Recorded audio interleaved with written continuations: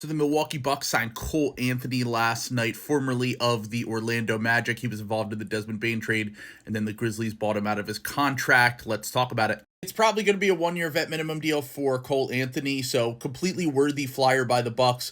Really low risk. There's not a ton of downside to this. The Bucks need to take every kind of swing that they can like this. They're kind of in a position right now where their roster is incredibly top heavy, with Giannis and Miles Turner being the best players, and then just a random grouping of role players and bucket getters behind them. Cole's had a weird career. At one point, he was projected to be the #1 overall pick in the 2020 draft. And then he had a bad year at UNC. Following that, he had a few disappointing years in the NBA. And in his third season, it looked like he was starting to kind of figure things out and break out with the Magic before he kind of returned to earth the last 2 years.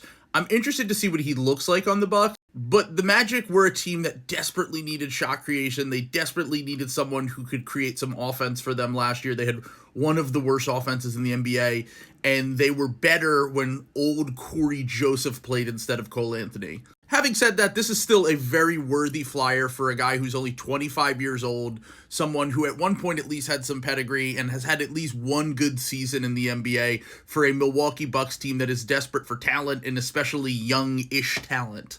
I've criticized the Bucks GM John Horst a ton because I think he's one of the worst drafters in the NBA. He's really only drafted one NBA player in Dante DiVincenzo, and other than that, it's been a bunch of swings, a bunch of misses, and he rarely even ever makes picks, and when he does, they don't turn out well. But if you're going to be a bad drafter, you basically have to be good at everything else, and Horst is good at certain things. We recently saw the wave and stretch with Damian Lillard, a creative move that opened up cap space to get Miles Turner in there to keep Giannis happy. And in the past, Horst has been good at these second draft or new opportunity guys. For example, Bobby Portis was a key part of their championship team. Brook Lopez was always good, but they got him for the MLE. He ended up being a key starter on that championship team. They've gotten second draft guys like Pat Connaughton and more recently Kevin Porter Jr., who have found new roles in a different context on the Bucks and made it work to an extent. Gary Trent Jr. is another one. The hope here is that Cole can have a similar kind of career revival as a second draft guy with the Bucks, a team that is desperate for any sort of talent at the guard position.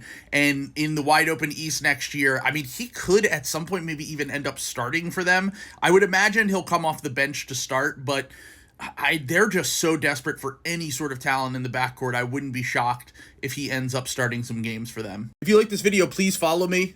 We also graded the NBA offseason a few days ago. You can check that out. This was before the Cole Anthony move, but you get a general idea of what we thought about everyone's offseason. I mean, who else is giving you 3 hours at this point of the offseason? Come on.